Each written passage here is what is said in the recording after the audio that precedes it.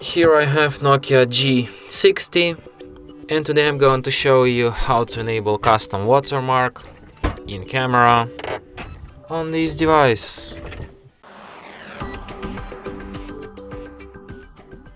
So to do this, firstly you have to open camera, then tap on this arrow here, go to its settings, and then go to the watermark.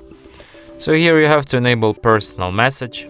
Here you can enter your name or your personal message like "Wish you were here" or "Happy holidays," "With love," "See you soon," "I love you 3000," or something like that.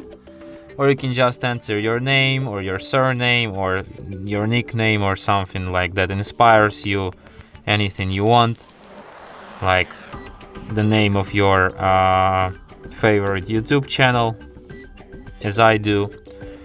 And here you can also change this custom watermark. You have different styles, I don't know even which one to pick. I guess this one fits me. Yeah, no, this one, okay. And now let's try it out. And as you can see, this is how my every photo will look like from now on. HardReset.Info and also my device name.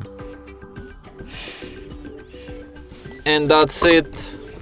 Thanks for watching.